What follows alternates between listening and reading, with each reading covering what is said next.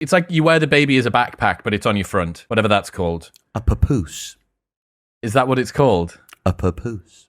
Very nice. And then they all say ergonomic on them nowadays because that's a word that we now like. Unergonomic papooses kill people. I don't know. Ergonomic means it like works with your body. Well, yeah, it should have always been ergonomic. One of these words that you've used to like skin-friendly soap. Yeah, I was hoping that it was going to be skin-friendly. I was going to use it on my skin. What are you... Alfie Brown, welcome to the show. Thanks so much for having me. It's a real pleasure to be here. It's a pleasure to have you. Last night was Halloween. How did you spend your Halloween? I always spend my Halloween with the lights off, with my knees tucked in between my arms, pretending that I'm not in, so that I don't have to. That's the way I've been for about the last decade. So to now have kids that want to have to be more involved, the tiny involvement that I used to have as a man with no children has now been just so greatly exaggerated and has galloped forth into this most unpleasant of areas. So I just don't have the same patience faculty for other people's children as I do for mine. Quite understandably, from an evolutionary perspective, why would I care about them? But that means like to tolerate them is such a drain on your resources as a human being. So I was lucky. I looked after my baby whilst my girlfriend took my two elder children out trick or treating. But the day before, it was my son's birthday party. He had a 7th birthday party. And it was a Halloween themed thing. So we all played games and I got them all to do their scariest laughs. And I had to kind of like compare the thing. There's no scarier gig than that. Comparing a child's birthday party. Man, oh man, it was a nightmare. That was the true Halloween experience. I love how you've been sort of labelled as, he's a performer. You're used to being on stage, aren't you? I mean, comedian, child's performer. I just go 6 and 2, 3. You must have you've got the mics, haven't you? You've got the skills. You can do this. People just presume that you're used to being on stage, so you can do kids stuff. I said this the other day on, but I'm happy to say it again. I have performed at Cardiff Jongleurs, which is in an oceana with fish tanks that sort of blockade the hen parties in so that they can't leave. I think I was on at about 11 o'clock at night because the gig had been delayed, so all they'd had to do was drink. And that audience still had more of a kind of semblance of care about my ego than the 7-year-olds. And as soon as you display any sort of like, I'm a cool, fun guy who likes kids, the children will just start hitting you. Can you tell me about that? Can a psychologist please report to me on how or why children, as soon as I'll just hit you now? Is it 3 of them? Because I did silly, scary, funny laughs. I'll hit him now.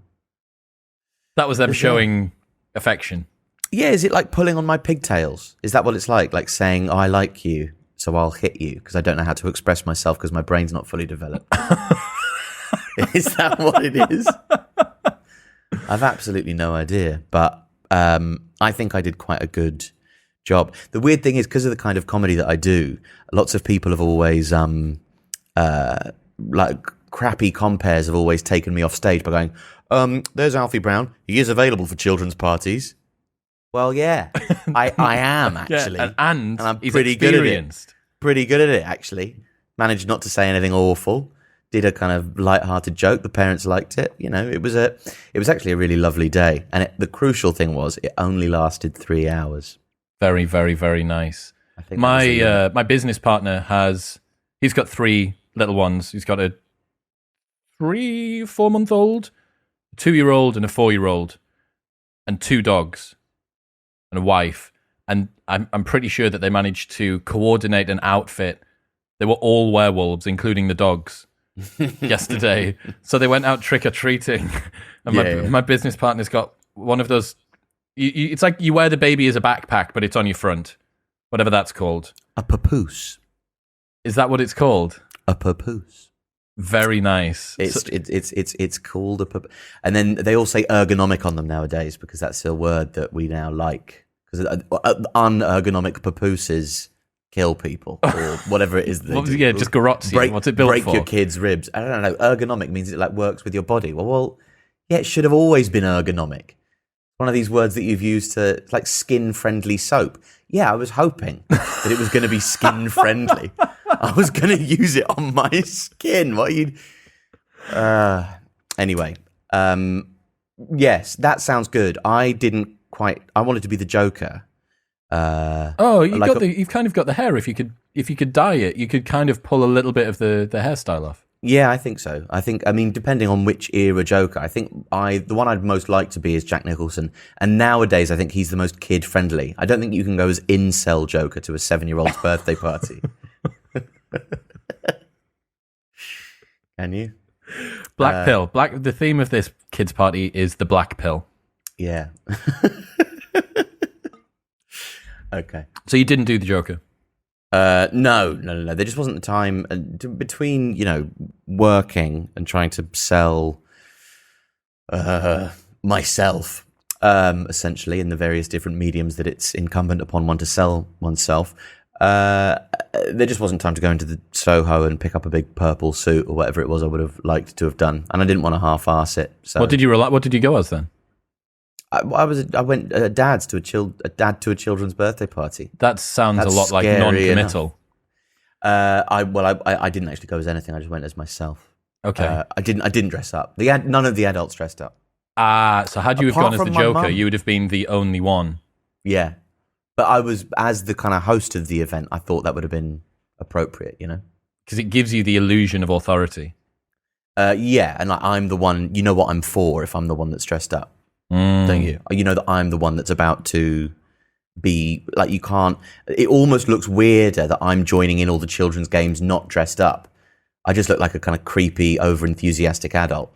Whereas if I was in like a kit, then everybody would go, "Okay, good. That's what his role tonight is." Yeah, he's the authority here. He's aesthetically provided us with context for the way he's behaving. Whereas just seeing me in a cotton Oxford shirt, who's this creep getting hit by my kid? Loser! Stop talking to Ruben. my business partner's kid's called Ruben. So I'm pretty adamant that Darren has crawled out of the working class on the shoulders of his children's names.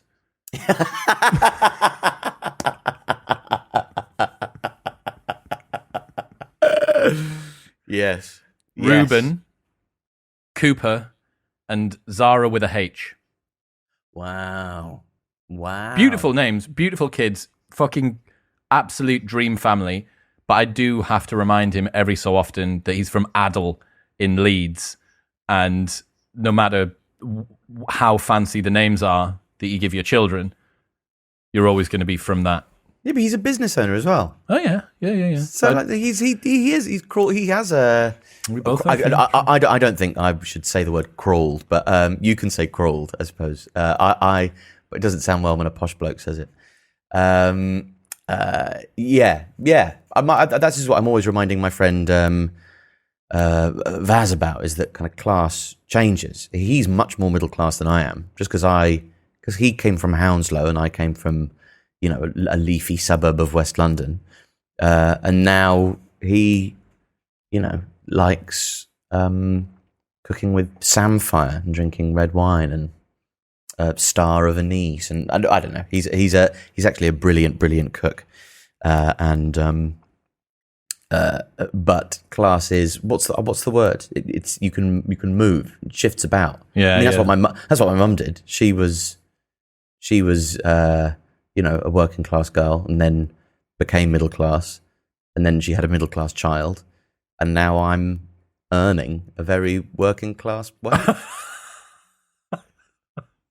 I did all of this work. Do you know how hard I worked to fucking get us out of this? Class mobile. That's what I was trying to think of. Chosen the mobile. only career that could have sent you back a generation. Yeah. Entertainment. Fuck. Fucking as a completely unmarketable human man. Why do you What a think shame. why unmarketable? What's wrong with what's the challenge with the marketing? I don't think I have a strong enough identity. I think people, you need to be good at. Have you ever written a treatment for a TV program? I know what they are. When you write a treatment for a TV program, you have something underneath the title called a log line, which is essentially, the program is, it's called, the show's called Red, and it's a sitcom. It's like Only Fools and Horses meets a caravanning holiday. And that's what it is. It's like Only Fools and Horses meets a caravan. And that's, okay, I know exactly what it is. I almost don't need to read the rest of this because everything I'm about to read has been so informed by the logline. And I think as a comedian now, you need to have a good logline. And I don't have a good logline. I mean, at least I don't. It's fairly nondescript. I suppose having children helps, and the style of comedy that I do sort of helps. Most of my shows have thematically similar structures, and not structures, but they're thematically similar, I should say. And maybe it's one of those things like you and I were speaking about. When it's you're a very bad judge of what it is. Mm-hmm. But I even think that the way that I was thinking about this, and I don't think it like looks particularly good or maybe likable, or maybe it's, again, me overthinking it, that when we think about how we dress, think about how we're aesthetically presenting ourselves, especially as somebody who's on stage performing and delivering a set of ideas to an audience and performing them with some sort of attitude that befits. Well, I've made decision to have a beard, albeit that might be because I just thought it might be a good way to put my chin into the singular. But I've made a decision about everything, so why not? I wear these shirts, these kind of nondescript cotton Oxford shirts from business suit kind of providers, and think, why am I hiding so much? So maybe thinking more in these terms about how we're presenting ourselves isn't something to be sniffed at. I think comedy purists have this idea whereby they think, well, I just want to do jokes and I'm a joke purist. But I think the whole element of performance, just because cinema is a visual medium, doesn't mean that we don't think about the music or about the font of the titles or, and it's all cohesive. Whatever. It's all cohesive, yeah. And I think I need to be thinking a little bit more cohesively about things like my logline and my aesthetic. If you look at the pictures for the last series of Live at the Apollo, they're all dressed like cartoon characters. And it's great. They all look great. Everybody on it looks great. But they all are dressed as in statement pieces. Yeah, it's like archetypes, right? It's the same as when you have a TV show and you know that the maiden has got big eyes and the villain wears black and the hero's sort of muscled like this and the nerd's got glasses. And it's a shortcut because it's an energy-saving device for our brains. I don't need to work out, hang on a second, I had this vision of him, but then he's added this bit on the side, like a lump of clay that doesn't look like it's supposed to be there. And what's that bit? Because that bit, I thought I had this sphere, this perfect round ball that was a box that I could put him in. But now there's this bit on the side of it. And I think about this a lot, actually. I did a TEDx talk at the start of the year about something very similar, about the fact that we live our lives in archetypes and we look to the examples that other people set, and that that cohesion, that ease of being able to work out what someone is, what someone's got going on, it lends, it makes affinity more easy with people. But the problem is, if you don't fall into one of those archetypes naturally, you end up having to be performative in order to do that. So a lot of people, they are friends with others based on a performance, a role that they're playing of the person that they think their friends want them to be. So I see this with young guys a lot. I do a lot of nightlife, and you see, I was one of them. I was a professional party boy for a decade, as a guy who now wants to talk about whether you can genetically engineer human life to reach other star systems, or the philosophical basis for good. Like that's, so standing in the front door of a nightclub was never facilitating that, but I'd created this person that I could be because it was effective and people could get it. Oh, it's Chris. Yeah, big name on campus. Yeah, shagging in that. And that was the persona. But the sacrifice that you make is that if you don't fall into one of those characteristics, one of those archetypes, that you end up having to kind of shave bits off you. How conscious is this persona? Like at the time, if you're saying this persona that you had, he's, party boy, great night out, good pint, good shagger, whatever. Big shagger, not good. I couldn't possibly comment. But how, when you're in, because that's 10 years, are you going home the next day going, God, I really better read more about Aristotle's eudaimonia? No. So that was me just doing the thing that I thought would get me popular. So all I was trying to do was please other people. And my route to doing that was split testing a type of me, and then when one of them was successful, just continuing to go down it. But it wasn't thought out in advance. It wasn't done reflectively, and it took 10 years and then a season of Love Island for me to go, oh, fuck, how did I get here? This really doesn't feel, there's something wrong. And then you do a ton of self-work and inquiry, and you scrape off all of the mud and the feces that has accumulated on top of the person that you are, and then eventually you get to something that approximates truth. Right, you end up going, right, all of this that I thought I was, all of these opinions I had, all of these ideas about the world, all of these ways of living, all of the things that I held up in esteem, and all of the things that I didn't. Okay, right, what have I got left? Well, fuck knows. I'll just keep going, keep digging, and then eventually you hit something that seems a bit more firm, and you go, okay, maybe I can start speaking some truth forward from here. Wow, that's so interesting. The difference, and also but it's also terrifying in a way, because if you're enveloped in something that is, I'm not sure if artifice is the right word, but a construction based on something based on trying to find yourself based on things that are exterior rather than interior, like outwardly reflecting and letting the outward realm affect who you are and who you present yourself as. It's just, if you can, do you feel like that's like lost time or important time? I imagine you're kind of quite stoic about the whole thing. Yeah, it was time, maybe that was the route. It was time. I couldn't. That sounds like something Yoda would say. Maybe, yeah. There is no good or bad. There is just time. There was no alternative. I discovered the thing when I discovered the thing. I realized that there was a discordance between the person I was and the persona I was playing when I discovered it, and that came about. Now, the difference and the difficulty that I can see with yourself is that comedic personas, they're important, and I've actually taken over the last couple of months. My comedy coach, Deck, has been working with me, and I just wanted to learn how comedy works. I thought this would be fun. It's a good skill to acquire.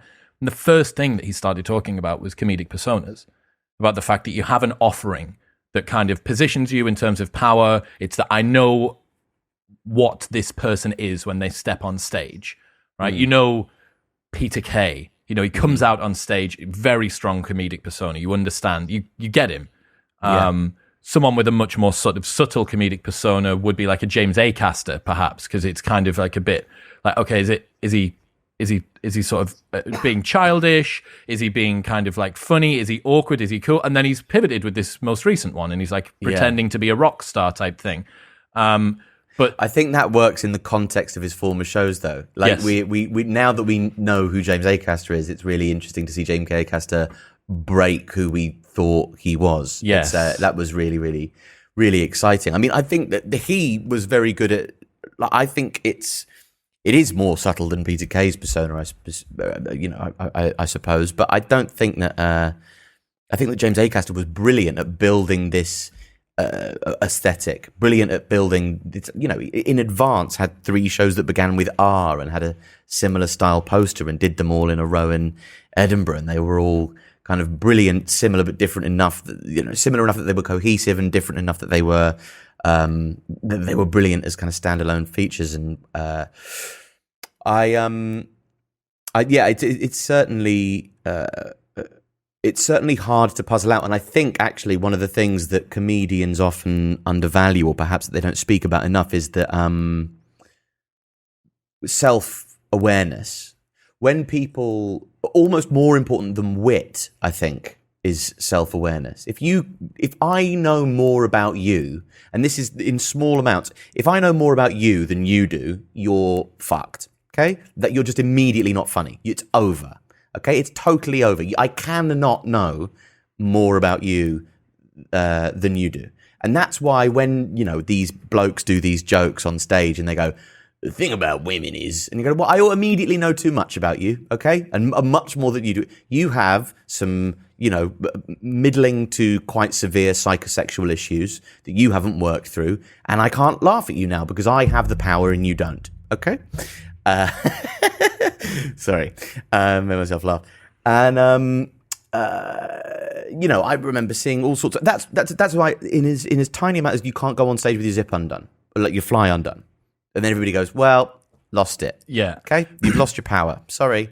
Or up to, we can tell that there's something up with you, and because of the kind of jokes that you're doing. Why are you choosing to say that? Yes. Why are you choosing to tell us that? And even if audiences aren't conscious of it, they'll sort of subconsciously interpret your weakness, unless they are as weak as you, which is why, more basic comedians tend to have more basic crowds. Fans. So there's a YouTube channel that I found yesterday called Comedy Without Errors. Have you seen this? No, bro. I'm interested. It is awesome. It is so sick. So it's a guy, British guy, who obviously really, really fucking understands comedy, and he's just done breakdowns of different comedic styles. So James Acaster's got a 30 or 40 minute breakdown where he explains all of the different elements of how it worked in terms of storylines on there. Oh my God. He's got one about Dave Chappelle and about how Dave Chappelle uses callbacks. He's got one about how to deal with hecklers, and it's part of a body of work. There's 3 different styles of doing Comedy Without Errors. Fucking outstanding YouTube channel. I was fascinated. I thought it was really, really fucking cool. Big shout out to Comedy Without Errors. Comedy Without Errors. I want to talk about being a dad and when you start to do like dad stuff, because I'm not a dad yet that I know of, and the gulf between me and my father when he was my father, he still is my father, but you know what I mean. When I was a child and things needed doing like DIY or going to dad shit, right? I just feel like there are certain archetypal dad qualities that I don't have. What happens? Do you do a course? Do they just arise? I think that there is an element of sinking, trying to swim and indeed sinking, or puzzling it out. I don't think it's ever been easier because there are lots of YouTube tutorials on how to resurface your deck, which is, I think, pretty. I think that's like advanced dadding, isn't it? When you get your power washer and you power or wash off all the old varnish and you re-varnish your deck. That's peak dad. I was pretty bad at that, and I think we lost the deposit on that flat. So I did have to make many apologies to many different people, sadly. But so stupid. I repainted it orange, and without asking the landlord. What an idiot. Tried to put up lots of shelves, but there was loads of bits of metal in the concrete, so the drill wouldn't go in. So I couldn't put up the I felt like and this is lockdown, and lockdown was my first foray into trying to do the more DIY stuff.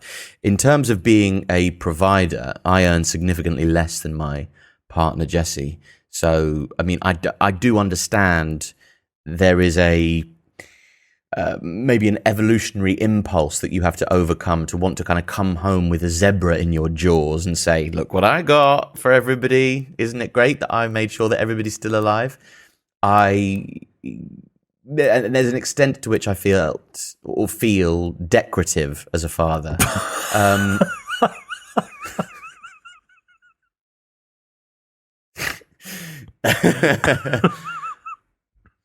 Yeah. The sperm donor that stayed around. Yeah, like this sperm donor's keen, isn't he? Look at him, still knocking about after 7 years. Loser. So I mean, I'm really grateful for but she, like, when you're looking at her with a newborn and you see her breastfeeding and then like earning the money as well, you think, well, what shall I do? Can I go to the pub then if you're going to do that? If you've got everything sorted. If you've got a handle on everything, I'll just go out and see Vaz for a bit. He's cooking a goose or something. There you go, Chappelle. There's a callback. Yeah. So, yeah, I mean, it made me feel incredibly uneasy, and I think perhaps I overcompensated with my desire to be a shelf putting up father type person. But yeah,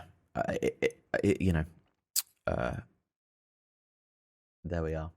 There is definitely a sense, especially I think in earlier when kids are just born. I mean, again, this is all voyeuristic, second and third order told to me, but that, for instance, I have a buddy who was in high echelons of the US Marines, and he's been to war multiple times, done tons and tons of tours, and said that he's never felt more helpless, alone, or scared than watching his wife give birth to their first child, because there is nothing that he can do.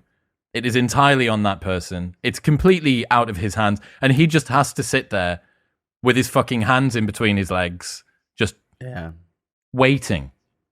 I on the birth of the third child, because of COVID, I don't know if you've heard of that, there was nobody allowed in the hospital. So I had to kind of come in only when I was asked for it. Specific junctures. Don't come in a second before we literally crowning and then call him up. So not quite that urgent, but I couldn't stay with her the night. And I usually we have so many kids, protocol. Pumping them out all the time. Yeah. So I would have slept for the previous two on the seat that they have beside the bed, and it's so awkward. And for a dad, I think in any of those situations, going to scans, and they don't talk to you either. And the same when you're looking around a school, really, it's just like you just get ignored, like, because maybe the head teacher doesn't know how to talk to you, or like, oh my God, I remember like sitting in the waiting room, not the delivery room, but the waiting room before we go down to, before it all kind of kicks off in the labour department. And they have to come in and check her every now and again to see how dilated she is, which means that you have to sit in a chair and sort of like when you try on shoes and you forget how to walk, like some pretty midwife comes and sticks her fingers inside your girlfriend and you kind of go, oh, well, I wonder what the ceiling's like. It's just amazing, the ceiling. I love the ceiling now. And it was so bizarre, like watching her root around, like her fingers inside that I sort of tried to make it. I tried to make it hot for myself.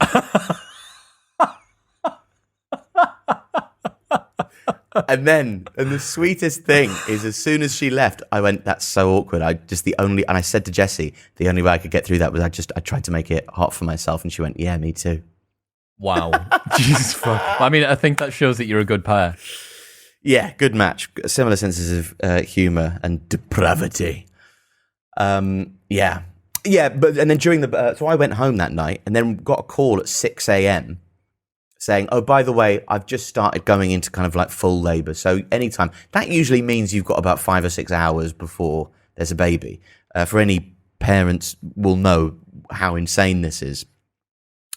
I got there at 1:45. The baby was out within 5 minutes of my being there. She went from like 1 centimetre to fully dilated in like 45 minutes.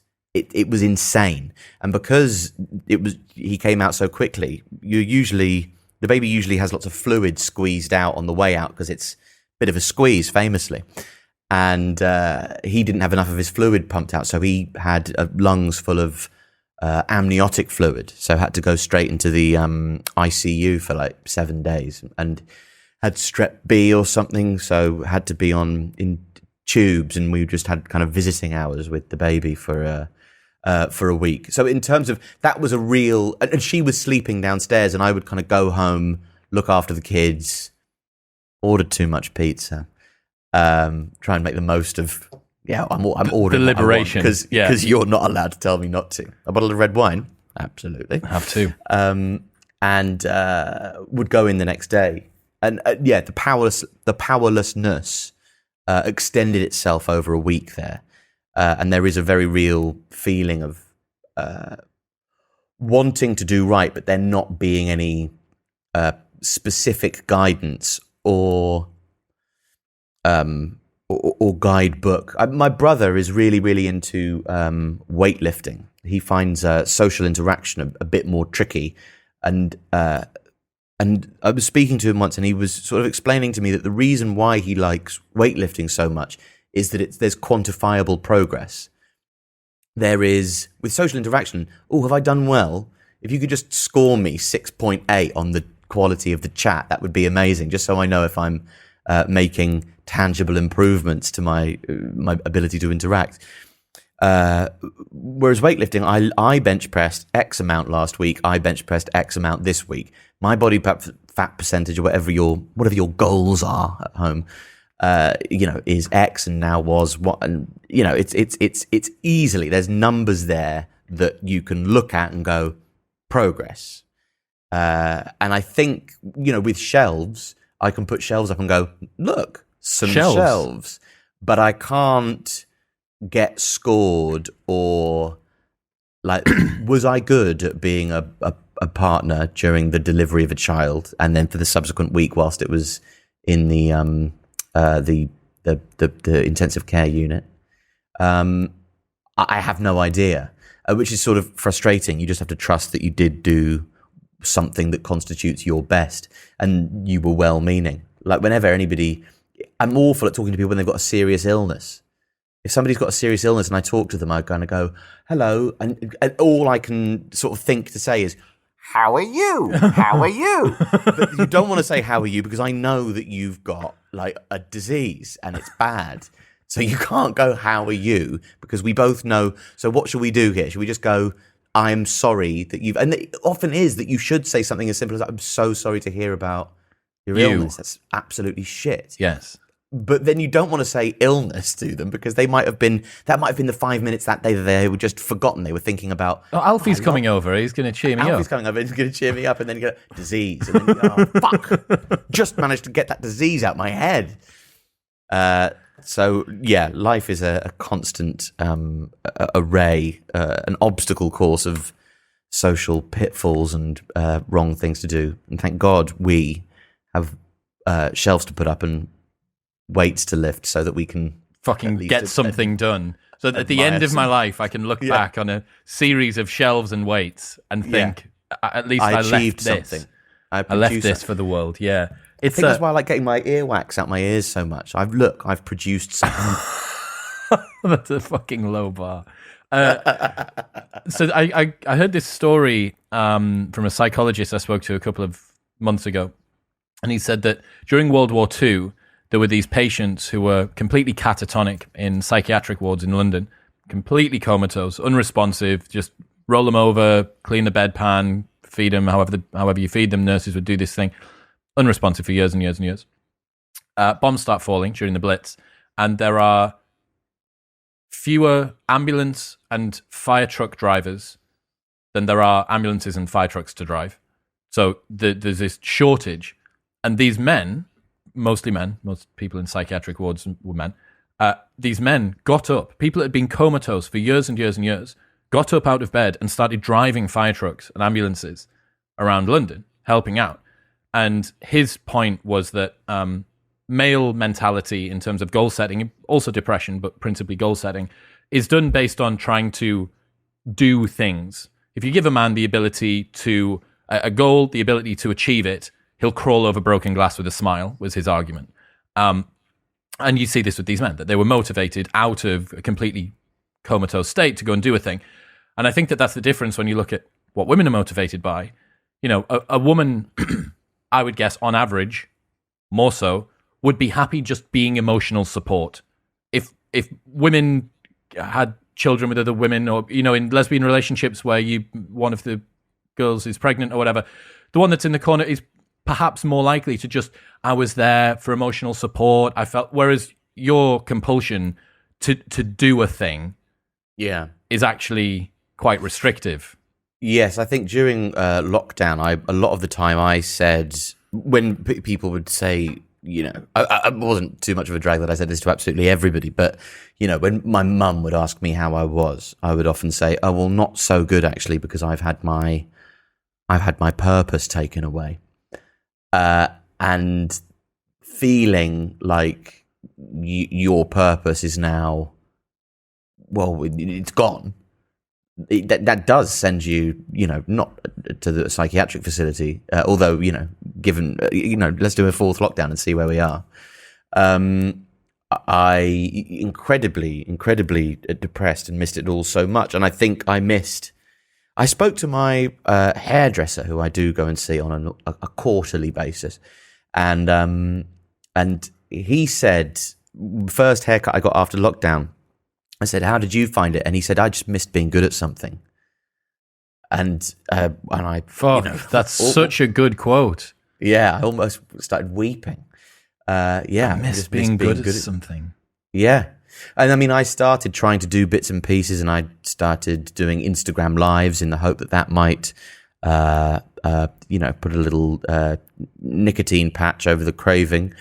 But it didn't, because you've developed a very specific set of skills that are suited to stand up. So very hard to get that to translate, and also the endorphins and the experience of communicating with a group in a live sense, and having something as the messily emotional reality of other people who were present, it was gone, because it would just be, you say something funny on Instagram Live and a flutter of hearts come up, and that's from the corner of the that's screen. all you've got. Well, I mean, that feels good, but it doesn't feel that good. The reason that I went to go and see you in Edinburgh was because Sloss had told me that I should do. It's like, hey man, I'm up this weekend. Who should I go and see? And he said, Alfie Brown's got a show on. Like, go see that.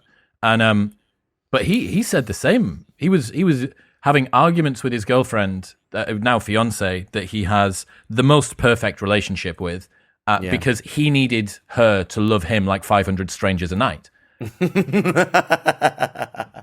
And she was still doing her thing, and he was moping around the house, smoking weed and playing Xbox badly, and poking her and being, hey, what are you doing?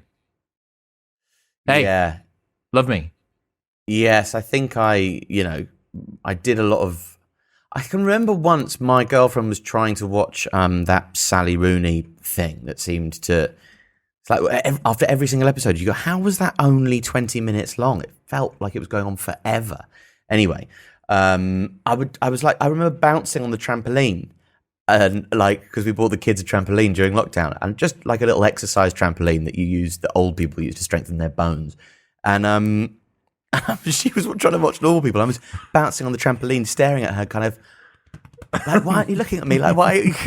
And then I looked at myself and thought, I've gone mad. This is not an appropriate way for an adult man to be. But I was so starved of everything that I just couldn't I could barely function. And when I'd speak to comedians who say they didn't miss it, there is no stronger and more vociferous fuck you that I have for anybody else in the world. Don't do it then. Don't do it, because your gigs are gigs that I could have. I'll have yours then, because I'll do two. I'll do one for me and one for you, and I'll do them both with a smile on my face. Because you've had to jump up and down on a trampoline to assuage your feelings of uselessness. Yeah, I've been singing. I learned the Moana rap to impress my children. Like there is no depths to which I haven't stooped to try and feel relevant again. Extract some screed of. Do I have your love? Am I entertaining you? Have I made your life better? Have I illuminated the torpor of our everyday experiences for you? And then between this kind of mad court jester type character to slumped in an armchair staring at a book I'm not reading. Didn't read one book during lockdown. An incredible sense of atrophy to the whole experience of everyday life, and then and nothing, no ability to go and do the thing that you love to do. Yeah, awful man. Business. It's dude. This is the thing. So few people have spoken about lockdown after lockdown. I think everyone kind of was a bit bored of the same conversation over and over again. Oh, it's hard, isn't it? Yeah. Oh, yeah. You getting on all right? Yeah, I am, getting by. And we had that for so long that conversation kind of just feels a bit like old hat. But the echoes, right? The reverberations of some of those situations and the realizations that you had, that this is the time, if you had a strategic learning experience like you did, which was, there is a part of me, there is a void which gets filled by the art form that I have chosen to express myself in. That realization is really, really fucking important. And by not having the conversations about it, you actually don't end up perhaps learning and then maybe even transcending some of the suffering that you went through during the time. Yeah, and I think, this is to be taken with a kind of pinch of salt, because but my partner Jesse's brother is a doctor. And I went, man, this must. Do you remember meeting up socially distanced in a park last year? And I went, mate, how are you doing? This is just awful. Like, how are you coping? And he went, mate, this is much worse for you than it is for me. Because I didn't become a doctor because I didn't want to have to work to save people's lives. Obviously, it's harrowing and awful. And I think what he was saying is to be taken with a pinch of salt, because obviously it was nightmarish. But at the same time, that he had his purpose. That's his call to arms. He had his calling met, and it was very difficult and horrific for much of the time. But I thought it was so interesting when he said that. Such a bizarre thing for, maybe not a bizarre thing. Maybe, we don't know. We only know about people who were saying, it's like one of those things, it must be so hard for doctors that, let's all think about the doctors. It's worse for them than it is for everybody else. Maybe all the doctors were thinking, No. This is why we got into this. What the fuck's everyone clapping us for? You clap the arseholes that are sat at home wanking 5 times a day. They're the ones that need our support in this difficult time. God, if only I had the spirit in me to wank 5 times a day. So here's another one, man. I was having a conversation with a buddy about a year ago. I can't remember where we were. Some bar somewhere. And we'd been talking about something, and then we were going away. We're doing a little bit of work, and then in between bits of work, you'd chat. Out of the blue, he turned to me and said, man, how much do you think you come? And I thought, what do you mean? Like volume? Yeah. So let's say that there's a sort of percentile, right? From 0 to 100. Where do you think you fall in terms of the volume of semen that you create upon climax? And I didn't really know what to say, because the only times that unfortunately I've made it to the end of a porn video to watch the man complete, I don't think that that's a representative sample of men, of semen for men. And so I explained this to him, and I was like, I fucking like a normal, probably a normal amount, probably 50th percentile. And then quick as a flash, he went, I'm 95th percentile. I was like, okay, tell me about that. And he said, frankly, bit of a nuisance, if I'm honest. That was that was his.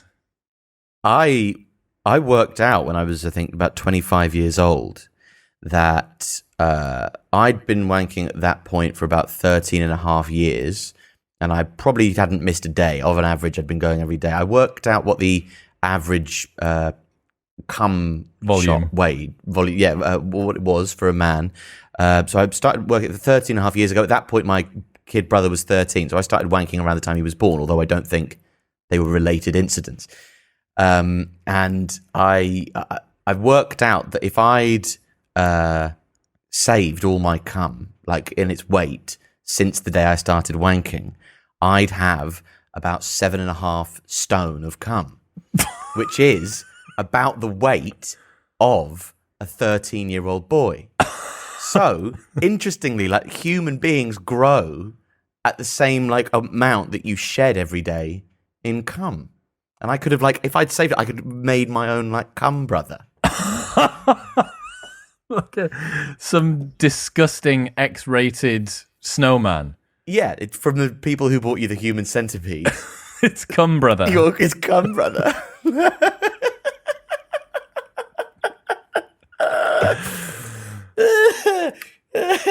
Wow. This podcast has been quite high and low, hasn't it? Yeah, we've gone to the depths of deep depression in lockdown, and also we've gone to cum brother. I want to know about your, speaking of atrophy and weightlifting, I want to know about your fitness journey, because you're starting a foray into health and wellness, are you not? Well, I'm so incredibly gullible and so incredibly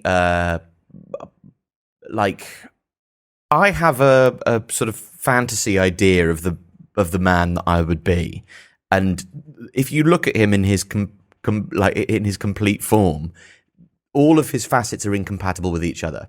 So there's a heavy drinking guy who's in great shape, and you're immediately done, because I'm a good pint, and I haven't quite worked out this kind of balance yet, whereby I managed to, and I saw that I was at a kind of crossroads, as it were, in terms of being a 34-year-old father of 3, just eating all their food all the time and being exhausted, so having to just fuel yourself on scraps and, you know, like endless packets of oatcakes with the hummus in the fridge, and then feeling like, was that really a meal, or am I?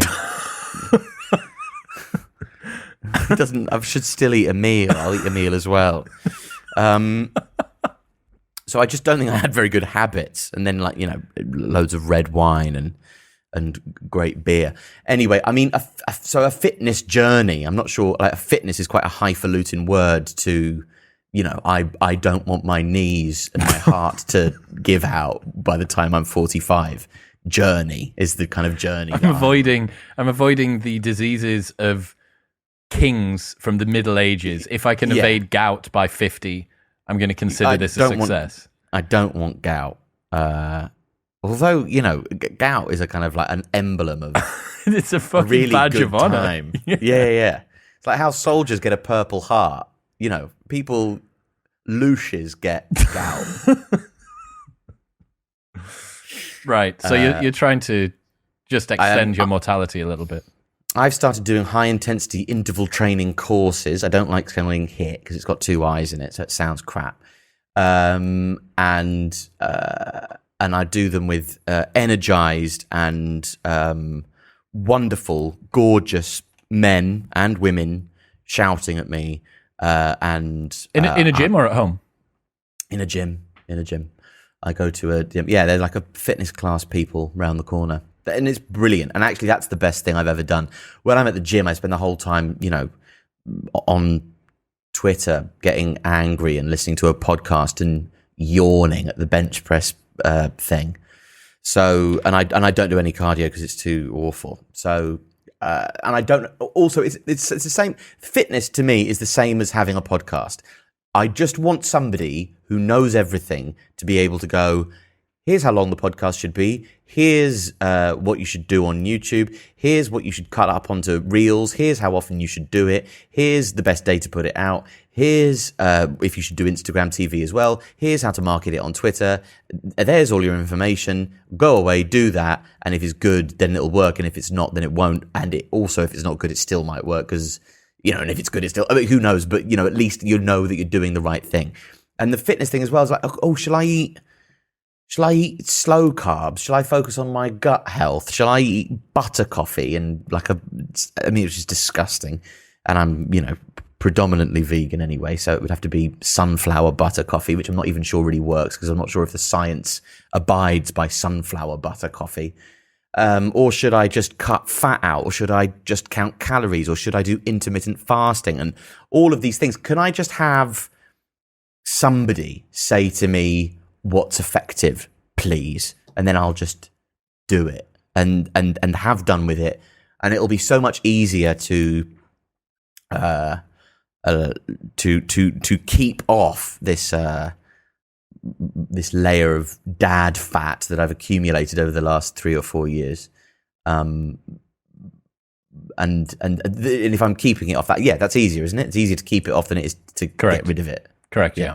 Well, man, I think you've reached, if I was to give a bunch of different advice to someone that was doing what you were doing, the first thing I would say is join a class, because you outsource your accountability and your motivation and your intensity to a group of people. You get a bit of money and your money, but fuck, man, that's one of the things that I really don't get. I understand if you have legitimate financial restrictions that do not permit you to be able to pay between 70 and 180 pounds per month to get someone to shout at you and tell you what exercises to do in a class setting. I understand. Yeah. But if you have the money and you're choosing to spend it elsewhere and complaining about your fitness goals, that's a you problem. Like, that's you not doing the thing that you should do in order to get the goals that you're saying that you want. You're complaining about not getting the results that you didn't get from the work that you didn't put in.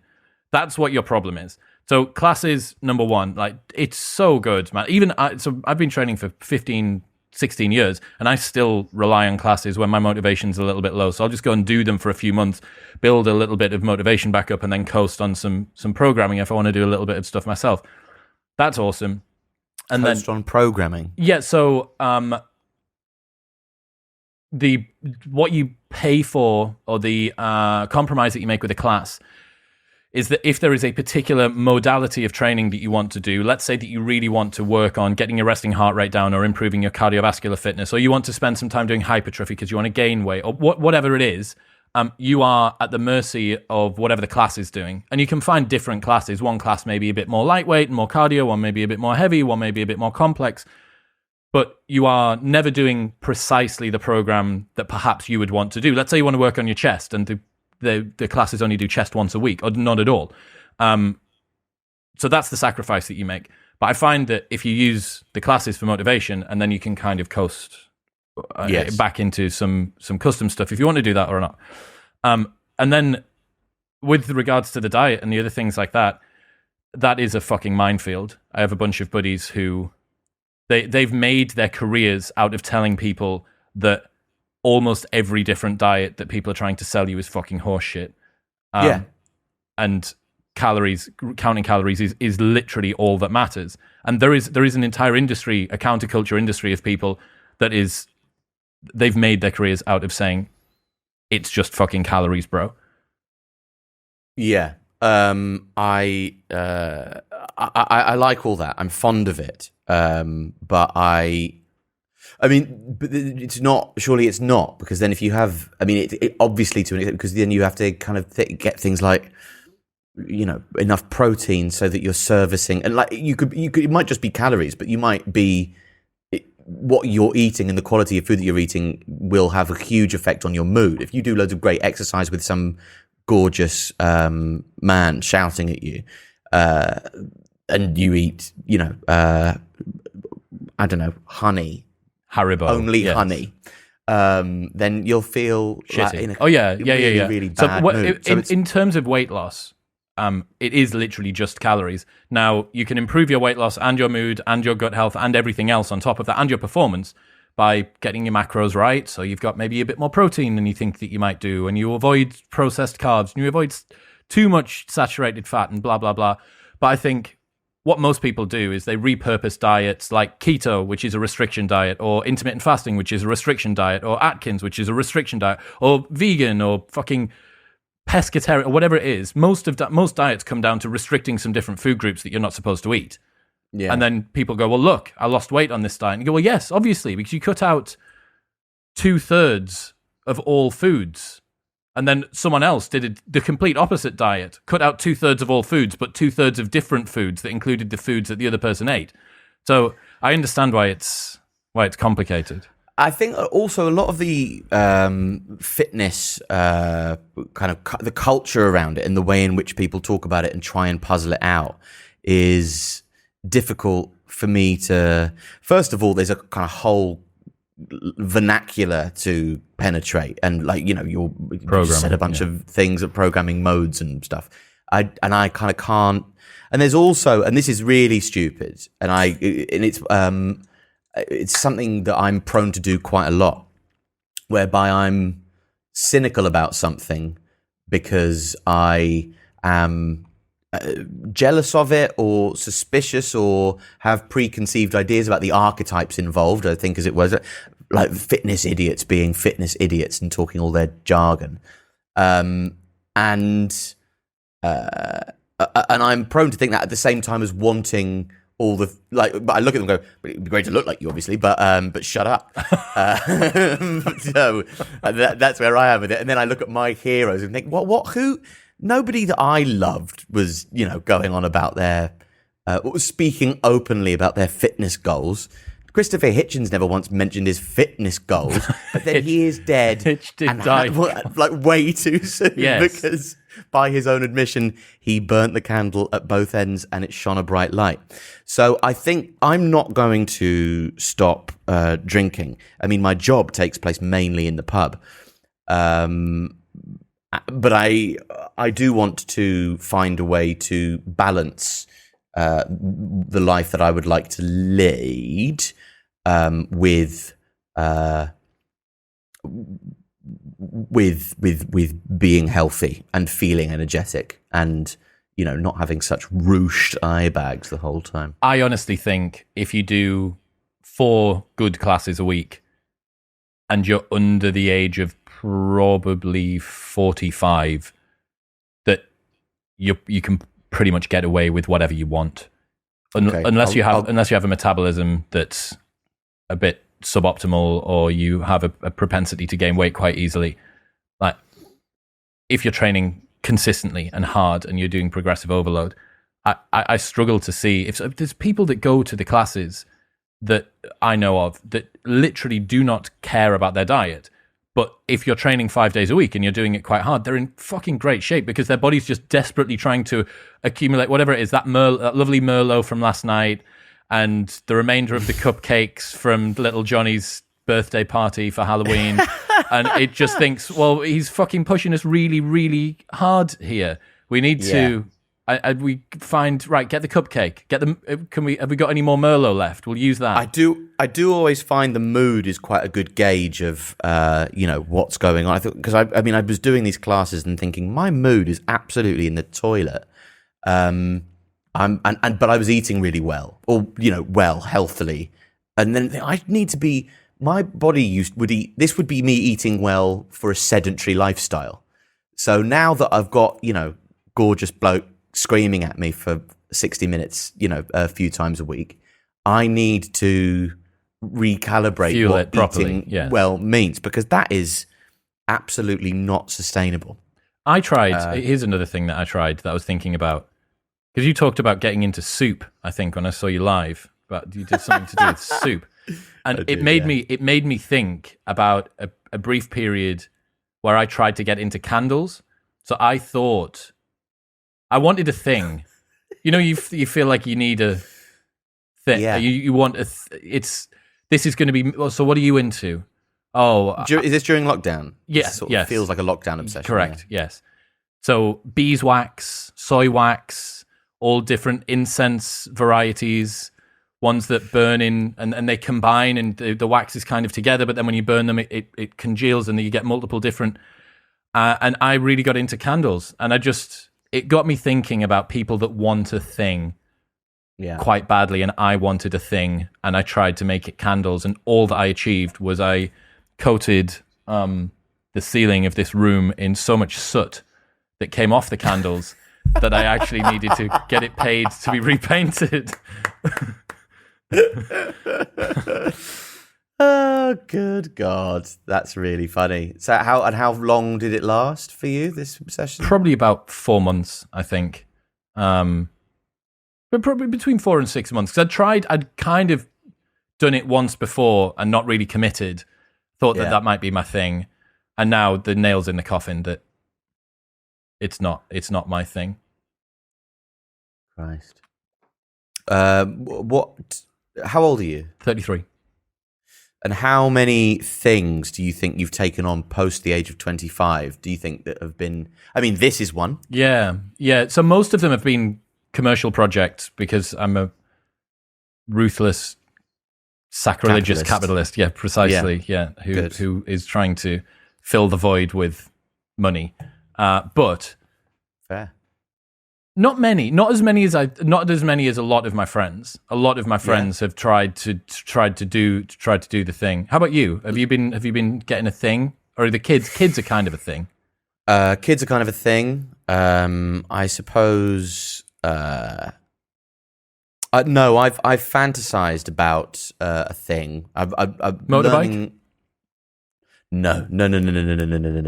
I remember as a child, my father said we were at a theme park, and he went, "Do you want to go on the big ride?" And I went, "No, it's horrible. Why would I want to do that?" And he went, "Good. And he said, "Good. Do you know what that means? That means you've got a good instinct. You want to stay alive." And that means that you'll be, you've got your head in the right place. Life might not be very exciting, but it shouldn't be dead. Yeah, why would you want to... Oh, peril. Like, why would you want to feel that? It makes no sense. So the same reason I don't want to ride a motorbike, I don't want to ride a bicycle. I don't at all want... Why put myself in that position? People get scared about terrorists on the tube. You're much more likely to get knocked off your bike than you are blown up on the tube. It's been years since that happened. I'd like to learn a language. I'd really like to learn a language, and I think I'm reaching reaching crunch time. And I'd like to. What I'd really like to do, and this podcast, and doing all this. I've started my own podcast. Listener, link in show notes below. Link in show notes below. Thank you. Thank you. And learning all about this, and going back to what we were saying about fitness and indeed podcasting, I want to know everything about it. So I've watched hours and hours of charismatic 20-year-olds from Sacramento telling me about algorithms, and I think, why? You don't know anything.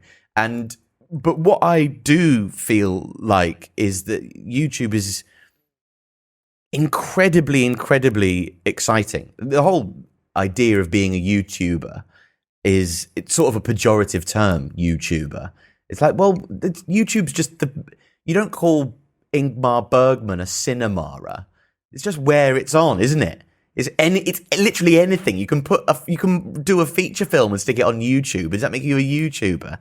No, it just means that you're so you can do anything. All these programs that they're putting on to Dave and Comedy Central, none of which I'm in, well, they're not making them because they're really expensive to make. Precisely the opposite. They're making them because they're cheap. And given they're cheap, I'm staring into a Sony camera that's good enough so I could go to Brussels and show you all what it was like for me in Brussels. And if you like Brussels and if you like me, then you'll like watching that.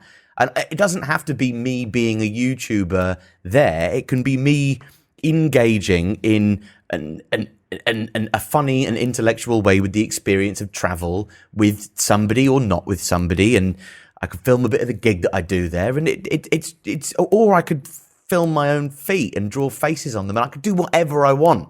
And I don't need to go to a development producer to have a conversation about whether or not my feet would work on it. No, I get to make that choice.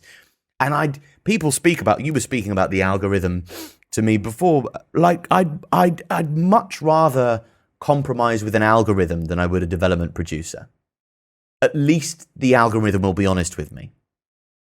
Like, or be straight with me. And I don't actually have to talk to it. It's the other key thing. There are some brilliant development producers, I will add, but there are some, you know? Man, I think that the venture into YouTube for pretty much every comedian that I know is a fucking great idea. So many, like what most YouTubers are trying to repurpose is what comedians have learned on stage, or classic theatre actors, or especially people that do improv and stuff like that, like Jesus. And then you look at someone, Logan Paul's a good example of this.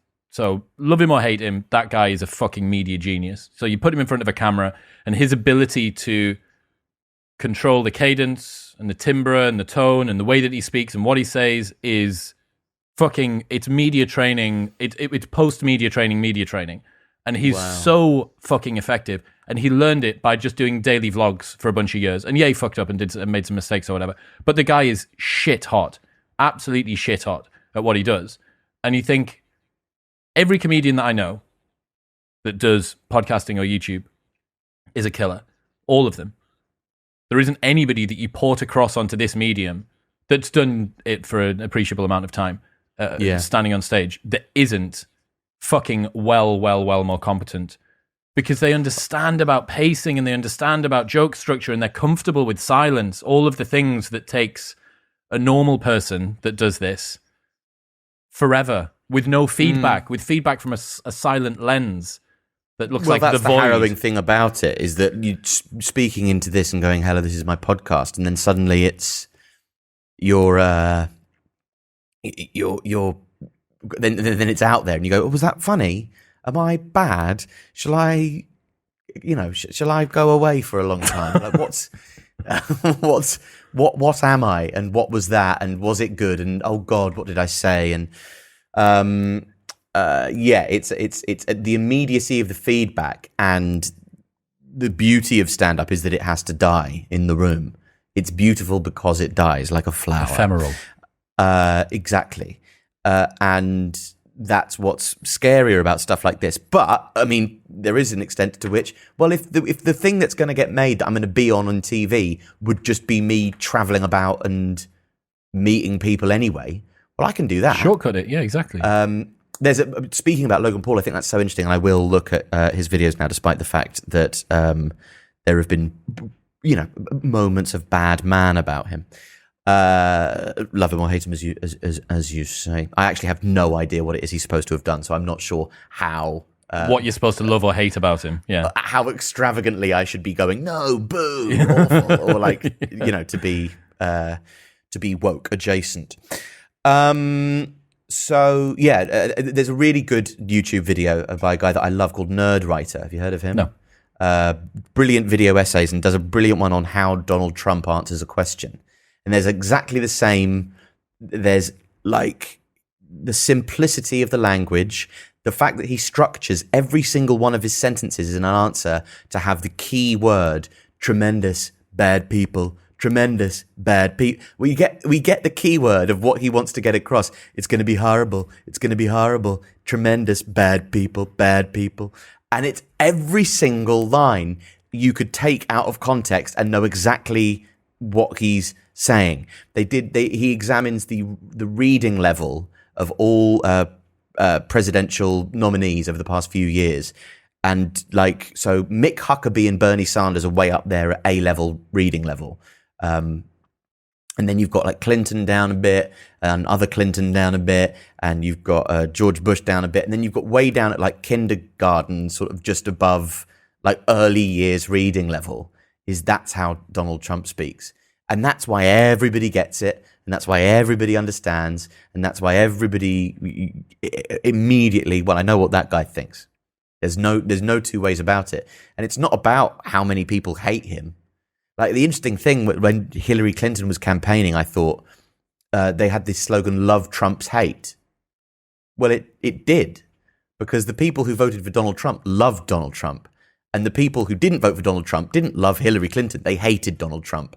And love did Trump hate in that election, but just not in the way that Hillary Clinton thought it would or wanted it to. So that was the smartest tagline ever. Yeah. But she just didn't realize.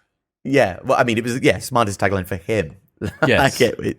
It was, oh God, that was such a sad night. But it's a really interesting video essay that I'd recommend to you and all this is Nerd Writer. He's got a bunch of good stuff. There was a article that I saw that looked at how much Democrats and Republicans love their own party versus hate the other party. Yeah. And for almost all of time, it was that you voted for the party that you wanted to be in as opposed to not voting for the party that you don't want to be in. And 2012, that changed. So now it's literally like a protest vote. It is everyone is protest voting against the side that they dislike. And this is a whole other fucking rabbit hole, but the fact that out-group hatred is stronger than in-group bonding is a really fucking interesting mechanism that you see at the moment. The fact that most people bind together over mutual distaste of another as opposed to mutual love of someone or something within that circle. I think that's so interesting. Yeah, I think I don't know where it's come from. I think it's very we haven't learnt how to deal with new media yet. New digital media, social media, etc. And there's really interesting if you look at the invention of the printing press was exactly when you had, like, in late 19th century, so 1870 something. Well, I can't remember the exact dates, but right directly after the invention of the printing press, you had this huge rise in populism and the corn laws being brought in, and everybody saying, well, now the papers exist, everybody can just be taught what to think, and it's the death of democracy. And it's something that we're, to an extent, experiencing again. We learnt, sort of arguably, how to deal with papers or how to ingest them, or perhaps the way that papers went, social media took on. It carried, the extremities carried on kind of further in each direction. Obviously, papers got wind of the fact that sensationalist news stories sold copies. Selling copies earns money. Earning money means that we're all, we can all buy new cameras and whatnot. And that's where we all are. We're all, I made the title of my episode something I thought was juicy because that made it more clickable. Yes. We're all thinking like this. So given that we haven't learned how to use this media yet, I think with a little bit of time, maybe that stops, or we learn that there's some sort of cognitive revolution whereby we switch away from anger, and that the algorithm stops serving anger and utilizing it as the touch paper for all virality and explosive news that there is, and we get to a new place. There has to be something to push us past this, which I kind of remain optimistic there will be, but I don't know what it is. And on the left and on the right, I think people have confused, and this is without, this is not a shameless plug, but the reason why my show is called Sensitive Man is that I think sensitivity is something that we have completely sort of expelled from all discourse. And people confuse, or perhaps on the left, the Corbyn left would say that they are sensitive. They are, but I think that true sensitivity is the only thing that can defeat righteousness, and righteousness is what you have at either end, and sensitivity is completely anathema to that. So a call for sensitivity. I'm reading a book, a proof of Johann Hari's new book. Johann Hari wrote Lost Connections and Chasing the Scream. So he's done a book. Is he the guy that did that? He said the controversial stuff about mental health. Yeah, well, his book's about mental health. I don't know how controversial it ended up being. He said that it was a combination of environmental and biological, but he put less weight on the biological, it's just imbalances of chemicals in the brain, bro. So it may, well, I mean, he wrote a book on mental health. I don't know how much. Yeah, no, I think the Guardian did the Guardian and everybody I follow on Twitter did a takedown of it. Sounds like what they would do, yeah. Again, everything that's controversial is controversial depending on our own algorithmically interpreted version of reality. Yeah. Anyway, he got a shellacking from lots of people that I saw. I didn't know that. Well, every criticism that everybody had of him, I kind of had to, under my breath, go, oh, yes, but I do agree with him about all of it. Yeah, I think that was what I've been saying about mental health for such a long time. And I even did I did a keynote speech at Keele University about this, about, you know, the not overdiagnosis, but diagnostics being in the diagnostic element of mental health taking away from the human aspect of it. It dehumanizes it slightly, and we're getting away from the kind of emotional human experience of, and I think that causes a sense of detachment from what's going on that isn't necessarily helpful. People like the labels because it brings some order to the chaos of their phenomenological experience. Yes, and it gives us something helpful to put on our log line as well. Correct, yeah, exactly. It's like autistic only fools and horses depressed in a caravan site. Yeah. Well remembered. So yeah, he's got a new book out called Stolen Focus, and it's about why we're more distracted, why our attention is being robbed of us and stuff. And I'm only one chapter in. For the people that want to listen to this, it won't be out until January. The book isn't out till January, and he's not coming on till January.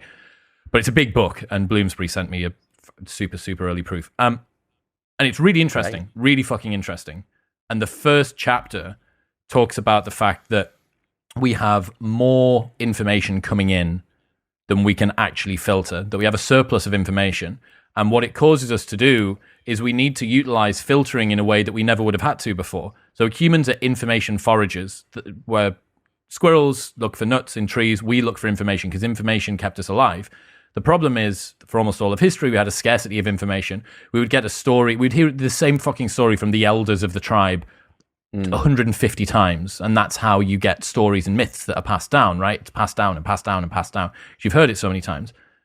Whereas now, you have an abundance of information, almost all of which is noise and almost none of which is signal, most of which is manipulated or contrived or whatever. So our filtering mechanism just is not tuned up to be able to do this. And it's all done along the narrative of Johann going to some island near America and getting rid of all of his technology while he writes a big chunk of this book. So he downregulates all of his information as he's trying to write about it. And then he sort of puts his personal journey of downregulation and recentering his thoughts and his stimulus, how much stimulus he's got, and it's really fucking interesting, man. So that's coming out soon. That sounds brilliant, and I think a lot of the problem that I have with nonfiction is the fact that I just kind of can't take it all. I mean, ironically, given what the book's about, I can't take all the information. So you're reading this book and think, I just don't. And I have suspicions with some non-fiction books. Like, I don't think The God Delusion needed to be that long. That you just wanted to sell a big book. Just didn't need, as a vanity thing. Okay? Richard didn't need to be that long. Give it to me in 200 pages. Okay? Can't do it in 200 pages, don't do it. But I have a suspicion with, I mean, that's a narrative, a nominal narrative journey, I think, is what was missing from a lot of that sort of thing. Gives it a human element, right? There's definitely, because I mean, that behind me is all of that, and all of that is just books and books from publishers, from people who've got books coming out, and they are awesome. Most of them are awesome, but there are some. The books with which I resonate the most are the ones that have personal elements and stories woven throughout. This is why James Clear's Atomic Habits was so good, because it wasn't just this rote memorization game of how to do habits. It was illustrated with examples from Team GB cycling, or from the Chinese weightlifting team, or from a speed reader, or from someone that knows 17 languages or something. That it was illustrated with personal examples, and James sort of brought some of himself in there, and he talked about his own journey. But one of the other things you said about the diagnostic criteria and the labeling, I spoke to Robert Plomin, who's a behavioral geneticist. So he looks at the heritability of everything that we are, right? Everything psychologically, whether that be your dyslexia or your propensity to fart or how tall you are or how much you come. He looks at the heritability of all of these different things. And one of his problems that he has is with labels, because what you're talking about is a spectrum, a particular common collection of traits that tend to come together that elicit an outcome that we have given a label to. That's dyslexia. Yeah. But there isn't a point at which you're not dyslexic and now are. You just have varying degrees of the traits of being someone who struggles with these sorts of things or fucking is good at maths or whatever it might be. And he thinks that we're going to actually start to dispense with labels. We've had kind of a surgence of labels, and that's increasing at the moment. But he thinks that's going to taper off, and people are just going to go back to, I'm good at, I'm bad at. My kid struggles to sit still in class, as opposed to my child has a ADHD, and there's another one now, like boisterous boy syndrome or some shit like that, which is like that's a 13-year-old boy. In the Diagnostic and Statistical Manual 5, there is a mental illness. One is caffeine addiction, which is you were drinking a non-caffeinated. Correct. I haven't had caffeine this year. Have you not? No, I'm hard as fuck. That's why, because I like to suffer unnecessarily. I'm interested in that, but the other one is adolescent rebellion disorder. That's just all teenagers. I mean, I hope it's not mine in however many years' time, but it was certainly me. I mean, it's just, well, of course, that's not. Why does that not need to be part of our diagnostic and statistics? It doesn't really feel like it does, and it removes the humanity from the thing that these people labeling. are experiencing. You're just a this. Say, like, your brain is kind of full of hormones. Of course, you've gone a bit mad. Your body's shifting into this huge new form. Like it's crazy what's happening to you. So we'll all be patient and understanding, and you go mad, and then we'll be nice to each other about it. I've never really understood the necessity of these labels, but I suppose it is because we find comfort in them, or people like outsourcing a kind of thing that they perhaps were ashamed of. But now we've taken away the shame of, like, the stigma against mental health is, going. But when does that change into the stigma against sadness? I'm really sad at the moment. But sad is such an underused word because it feels like, oh, I've had depression. Well, that's bad. Have a day off work. I'm really sad at the moment. Okay, well, grow up. Chop. Yeah. Fucking come on. So yeah, it's a really interesting thing to go into. But again, it's one of those things that because everybody's either been diagnosed or knows somebody who has it, it's very people are incredibly protective over the way that it's come to be. But I have an open mind in either direction. Why have you stopped drinking coffee? I just wanted to see if I could do it this year. So I did 1,000 days without alcohol as a club promoter, just because I wanted more time and more money and more productivity and consistency and stuff. And that ended up being really good thing for me to do.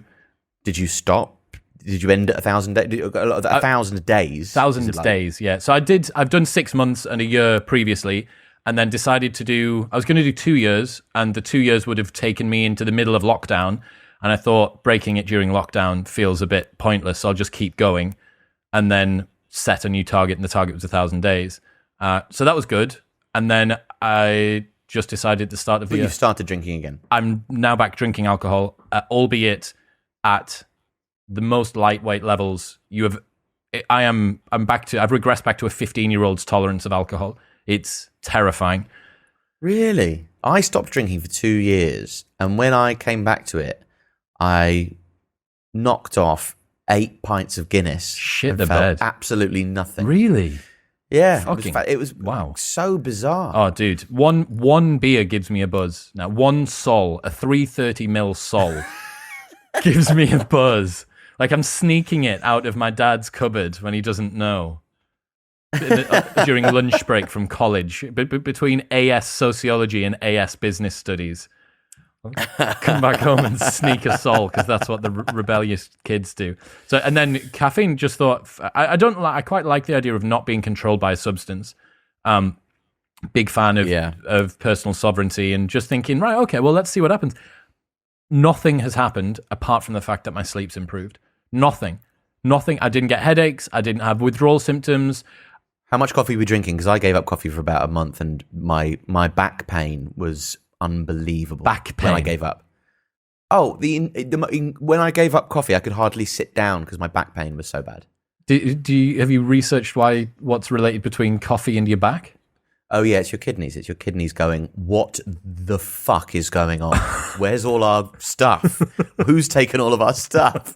So they're kind of throbbing and expanding and contracting and going mental because you've just, there you go on, treat yourself to that, will you lads? We'll have lots of lovely diuretic and lots of lovely pissing and, wakey everybody.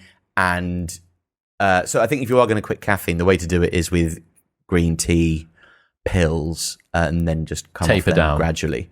Don't go from 3 London coffee shop barista coffees a day to nil. So I would have usually had a coffee upon waking, another potentially mid-morning, and then a caffeinated version of this Nocco, which is 150 milligrams of caffeine. So that's probably that's closer to 2 cups, I think, or 1 very large cup. So that was a fairly decent amount. Yeah, fairly good consumption. But nothing changed. It felt like I'd been gaslit by coffee into believing that I needed to have it in my life. And between that and decaf, I've just ticked over quite nicely. Okay. Yeah, well, I love the ritual of it and adore the taste of it. Do you grind your own? No, I think if I had, I think that's a no kids thing. Because if you've got 15 minutes in the day to make a coffee, something's gone wrong with the children because one of them's missing or something. I could do it, but I like leaving the house, and I like going to my coffee shop and sitting down and reading the news and making notes on whatever. What do you order? What's your order? An oat flat white or oat latte. That's me. Oat flat whites are good. It's a solid coffee. Or a black filter. I like filter coffee as well. And if I'm going to if I think if it's going to be crap coffee, I'd rather have black coffee. Yeah, black filters. That's exactly the same. So we do a series on here called Life Hacks, and one of the life hacks a couple of months ago was if you're uncertain about the quality of the coffee, just go black filter and put a little bit of sweetener in it if you don't like it too bitter, and it'll almost always be okay.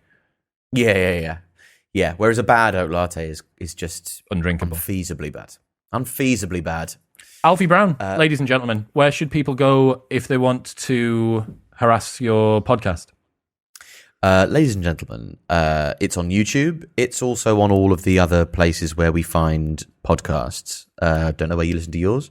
But yeah, check out the YouTube if you're on the YouTubes and subscribe because I've got more stuff. I've got a cricket web series coming out on there soon, which if you like that sport and me, then you're going to love it. But I'm Alfie Brown Comedian on YouTube and on Instagram and whatnot. Thanks for having me, mate. My pleasure, man. What's happening, people? Thank you very much for tuning in. If you enjoyed that episode, then press here for a selection of the best clips from the podcast over the last few weeks. And don't forget to subscribe. Peace.